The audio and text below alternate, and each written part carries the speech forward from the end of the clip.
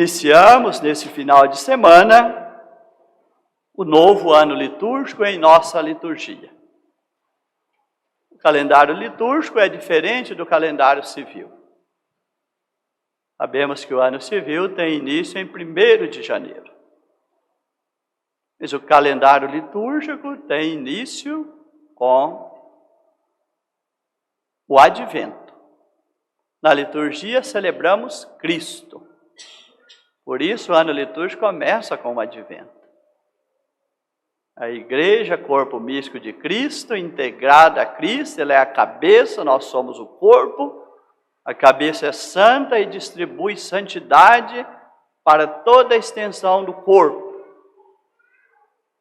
Então, integrados nessa cabeça, membros desse corpo, somos chamados a levar uma vida santa nesse corpo, porque a cabeça é santa e nos chama à santidade. A cabeça nos tirou da escravidão do pecado e da morte, para não vivermos mais nesta escravidão. Na liturgia celebramos Cristo. Então, nascimento de Cristo, advento, vida pública de Jesus, tempo comum, paixão, morte e ressurreição do Senhor, tempo pascal,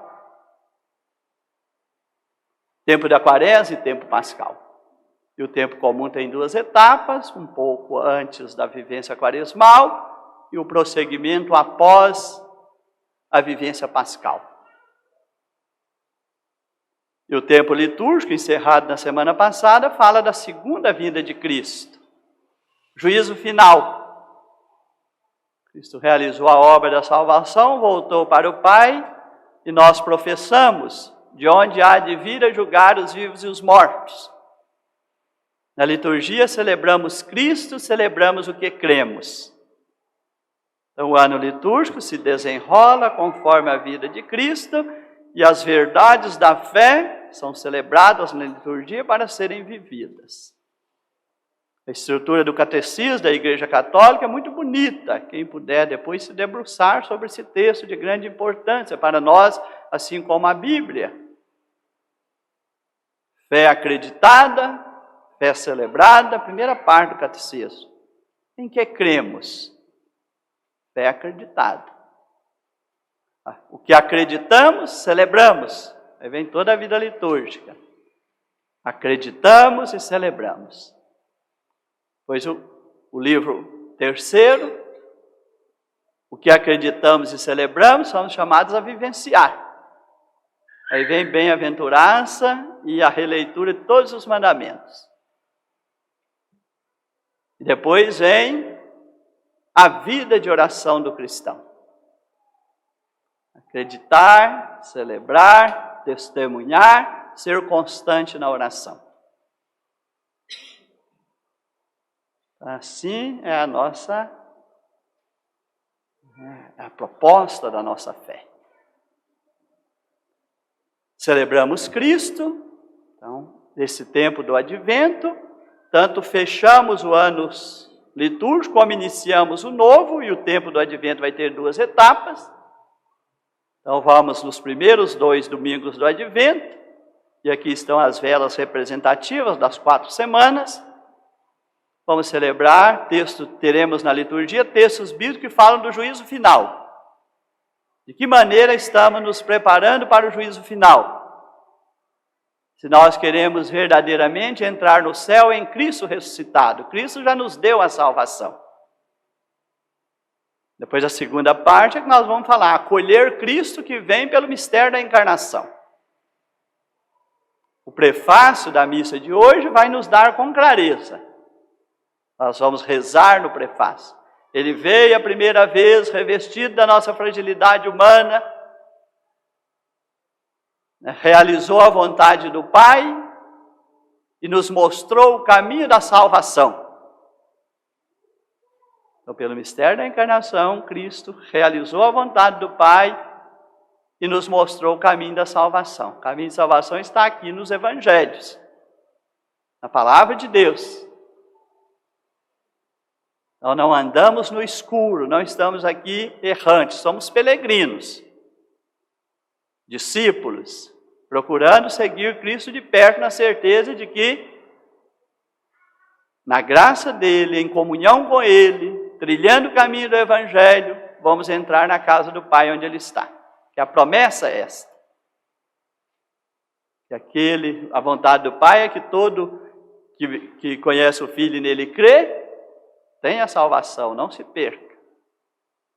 Jesus vai dizer, para que onde eu estiver, estejais vós também. As promessas de Cristo que são lembradas hoje na liturgia. Nos faz caminhar na direção da vida eterna. As duas vindas, nós somos chamados a nos preparar. A oração, antes de ouvirmos a leitura, falou: acorrendo com alegria ao encontro do Cristo que vem com nossas boas obras. Tem gente que acha que vai entrar no céu só com oração.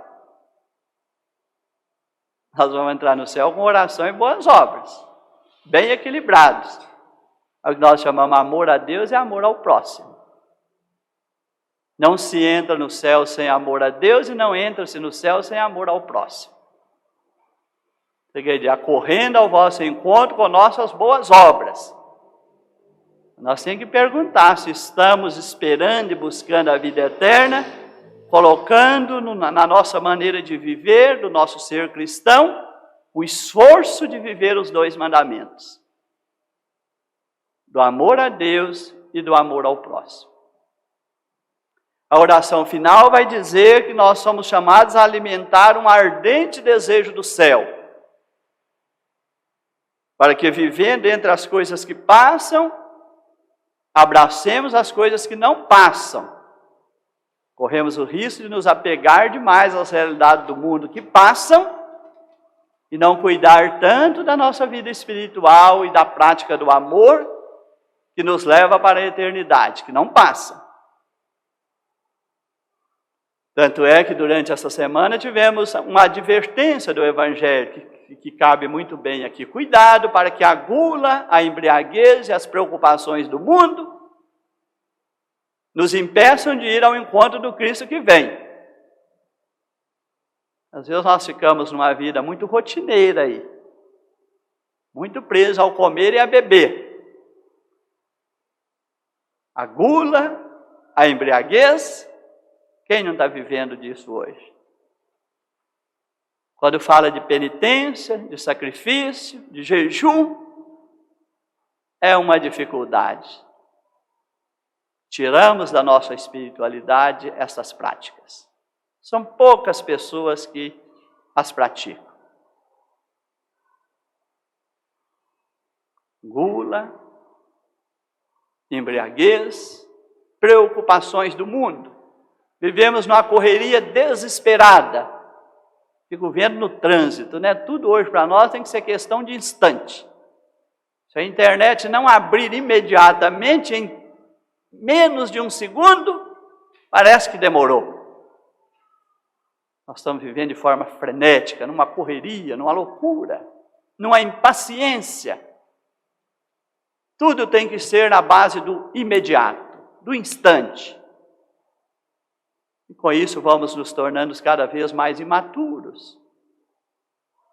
Porque não fazemos a experiência do amadurecimento, da reflexão, do discernimento, da prudência. E vamos vivendo mais de instintos, de impulsos, do que de atitudes conscientes e desejadas. Isso nos faz perder, a nossa vida fica, às vezes, hora que nós saímos do ativismo, parece que a nossa vida não está bem. Dificuldade de suportar o silêncio e dificuldade de tirar o telefone da mão. Põe uma pessoa em silêncio aí 3 horas para você ver se ela resiste. Ela depara com o seu vazio e com a sua angústia existencial. Por isso precisa de movimento, de barulho, de agitação, de estar ocupado. E se não tiver, tem que estar comendo e bebendo. Porque é perigoso silenciar. Tira o celular da mão para ver quanto tempo uma pessoa suporta viver sem um celular na mão. Ela entra em desespero. Porque nós estamos vivendo de exterioridade. A hora que a pessoa tem que voltar para dentro de si, ela se amedronta. E pode ser que dentro de si esteja um grande vazio. Ela tem que ser amparada na exterioridade. Se tirar a bebida, se tirar a comida, se tirar o barulho, se tirar o celular da mão, entramos em desespero.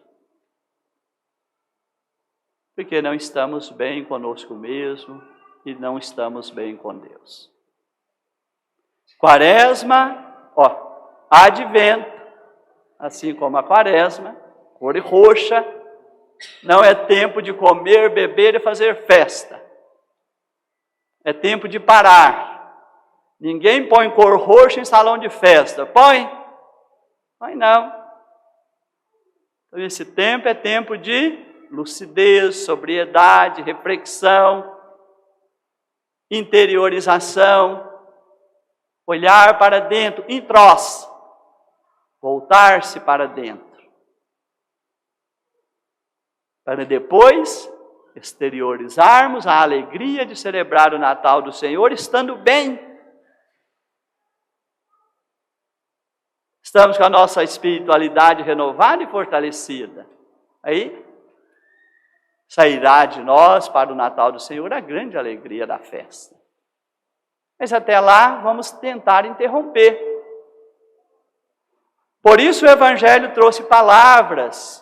Depois vocês vão retomar o Evangelho, as leituras bíblicas durante a semana. Eu só recomendo para não fazer isso mais de 10 vezes durante a semana. Talvez possa dar uma inquietação maior. Mas até 10 vezes podem fazer. Eu vou reler esses textos bíblicos 10 vezes durante essa semana. Eu vou meditá-los. Não passe de 10 vezes, que é perigoso. Pode ir até lá. O que está dizendo? Cuidado.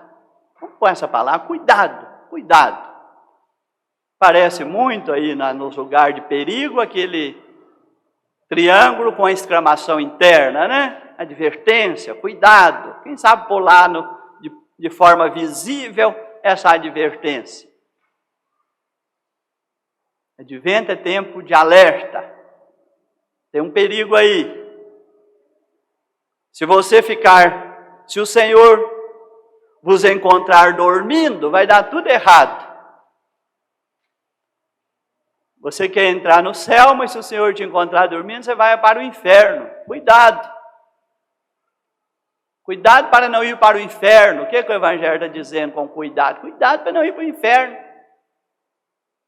Que o Evangelho diz, largos são o caminho e a porta que leva para a perdição, e são muitos que vão por ele. Iludido pelo demônio, achando que pode viver tudo que o mundo oferece. Sem aquela advertência de Paulo, tudo posso, mas nem tudo me convém, se eu quero verdadeiramente entrar no céu, ser aprovado no juízo final. Nem tudo me convém. Porque muito do que o mundo propõe fará que eu receba no dia do juízo final, afastai-vos de mim, perversos. Cuidado. Estreitos são o caminho e a porta que leva para a vida, e são poucos os que vão por ele. Que acha que pode levar uma vida solta aqui no mundo, e depois vai entrar na vida eterna. São poucos.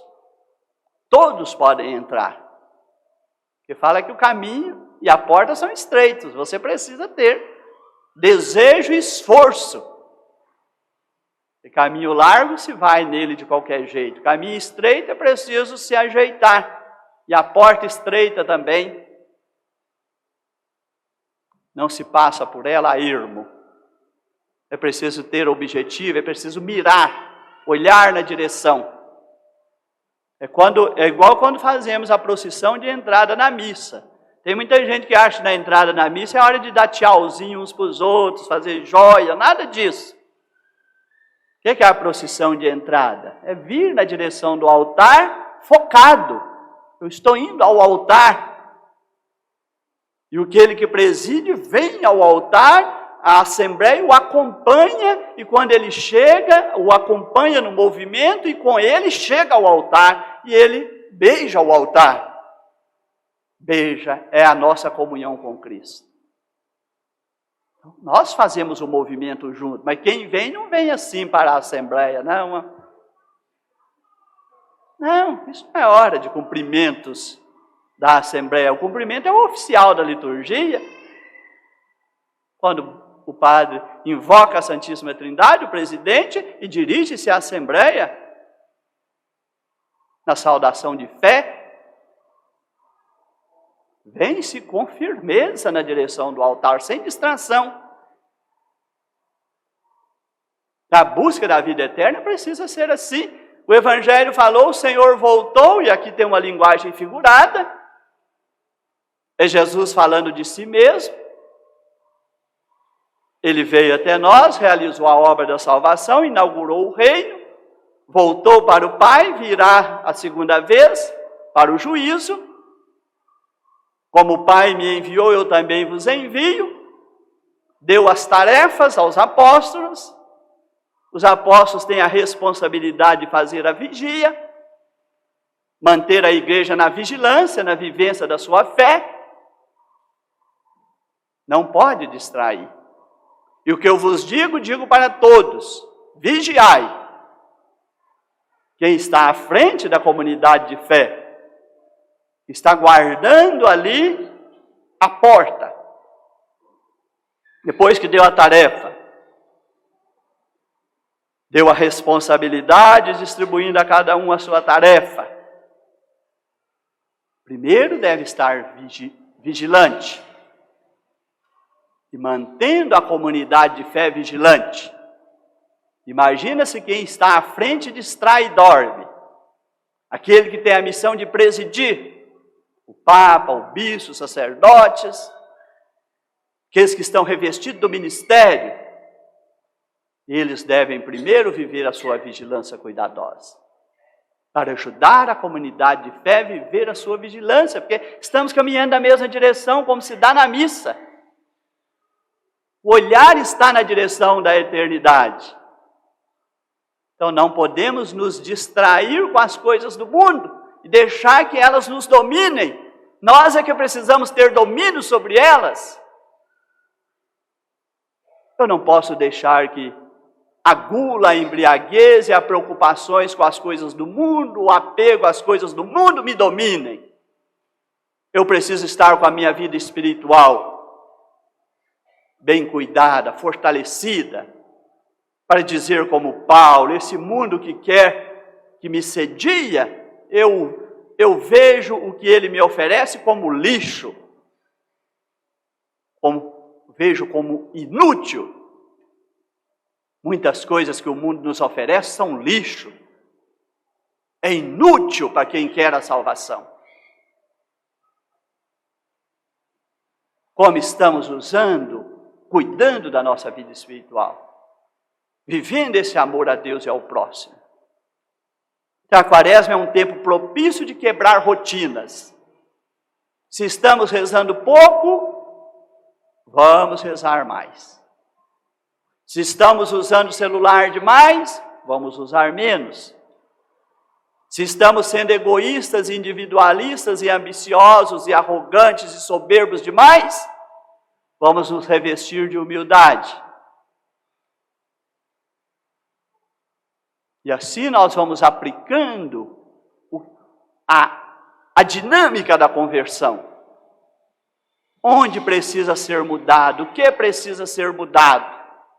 O que precisa ser tirado? O que precisamos buscar mais? Aí a palavra de Deus vai nos iluminando, vamos refletindo a palavra que ela vai nos mostrando, vai nos dizendo.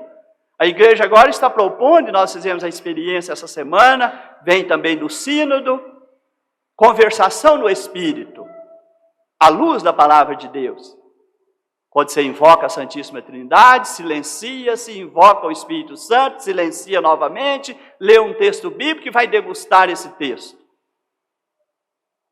Para ouvir a voz de Deus, ouvir a voz do Espírito. O advento é para nos ajudar a fazer esse caminho. Rezar mais à luz da palavra, menos celular na mão e mais palavra de Deus. Menos tempo com coisas, com futilidades, mais tempo com leituras de proveito, que nos edificam, que nos faz crescer, humanamente e espiritualmente. As nossas relações não estão boas, nós estamos fragilizados demais. Isso é sinal da nossa fragilidade humana e espiritual.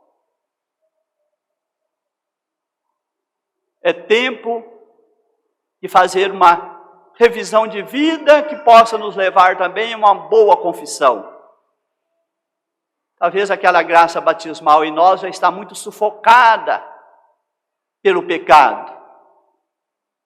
Quem sabe é hora de fazer uma parada, fazer uma boa confissão e fazer uma limpeza na casa, para que ela esteja bonita, bem preparada e festiva para o Natal do Senhor. É tempo de fazer algum sacrifício, alguma penitência que nos ajuda a refrear nossos instintos, nossos impulsos, que são teimosos e que muitas vezes nos escravizam. Tudo isso nos ajuda a viver o advento, para que o nosso Natal seja verdadeiro e para que estejamos caminhando seguros para a vida eterna e a morte possa chegar até nós como convite, não como medo. Pode chegar, morte. Eu estou preparado para entrar na eternidade. Nós podemos caminhar assim? Por que não? A morte não é nossa inimiga. A morte é inimiga de quem está no pecado. Será o pior dia da sua vida. Mas para nós, que caminhamos na direção da eternidade, vamos fazer esse caminho com segurança. Dormir em paz todos os dias, minha vida está na graça, não está no pecado, como é bom dormir assim. Descansar fisicamente, porque interiormente fiz calar e sossegar a minha alma, ela está em grande paz dentro de mim. Eu adoro essa expressão do salmista. Fiz calar e sossegar a minha alma, ela está em grande paz dentro de mim. É isso que é a vida cristã. Às vezes nos perdemos no caminho.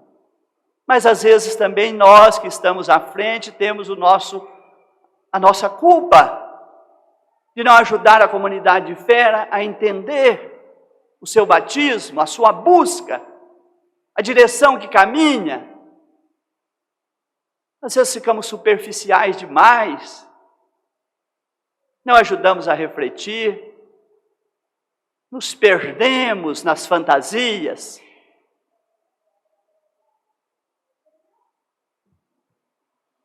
Achamos que tudo é festa. A vida precisa ter festa, precisa ter alegria. Mas nem tudo é festa.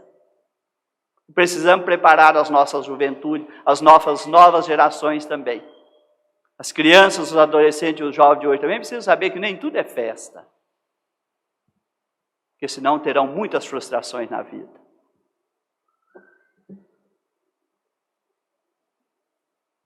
Ficai atentos. Vigiai, o Evangelho vai dizendo insistentemente. Não suceda que se ele vier de repente vos encontre dormindo, e usou a dinâmica do costume judaico do dia. Que o dia judaico começa da tarde para o dia seguinte. O dia seguinte começa no entardecer. Por isso falou, à tarde, à meia-noite, à madrugada, ao amanhecer. Seja que dia e que hora for, estou de prontidão para o encontro com o Senhor. E na primeira leitura com a segunda, a primeira é o profeta diante de Deus falando dos erros da casa de Israel. A igreja tem que falar isso também. Nós cristãos temos que tomar consciência dos nossos erros. E o profeta está tentando mudar o coração de Deus. Será que o coração de Deus se endureceu para nós? E ele pede a Deus para dar mais uma chance, que a casa de Israel vai tentar melhorar. Como nos deixasses andar longe dos teus caminhos e endurecesse os nossos corações para não termos o seu temor? Perdemos o temor de Deus. Perdemos a confiança e o respeito diante de Deus. Tem muita gente vivendo assim, perdeu o temor de Deus. Perdeu a confiança e perdeu o respeito diante de Deus. As nossas maldades nos empurram contra o vento. Estamos praticando coisas más demais. Estamos sendo levados pelas nossas maldades, não pelas nossas boas obras. As nossas maldades nos empurram como vento. Olha, o que está movendo a nossa vida? Não é o amor. São as nossas maldades. Não deixemos que isso nos aconteça. Não há quem invoque o teu nome, que se levante para encontrar-se contigo. Esconde de nós a face, nos entregastes à mercê de nossa maldade. Na hora que eu vejo tanta coisa ruim acontecendo, que eu falo, meu Deus, será que isso está acontecendo mesmo? Será que Deus entregou o homem à mercê de sua maldade? Advento é para pensar isso, as coisas estão bem. E termino com uma palavra boa. A palavra boa é de Paulo, um elogio belíssimo. Feito à comunidade de Coríntios. Não tendes falta de nada. Eu dou graças a Deus a vosso respeito, porque a graça que vocês receberam através de Cristo Jesus, neles fosse enriquecido de tudo, de todo conhecimento e de toda palavra e conhecimento, à medida que o testemunho sobre Cristo se confirmou entre vós. Que sejamos esta igreja. O testemunho de Cristo se confirmou entre vós. Aqui percebe-se que estamos vivendo o Evangelho. O testemunho de Cristo se confirmou, é vivido. Esta igreja que nós somos chamados a ser. E aí vocês estão, diz Paulo, né? Estão repletos num procedimento irrepreensível. Nesse procedimento irrepreensível, ireis com certeza ser feliz no encontro com o Senhor, quando Ele vier. Assim seja.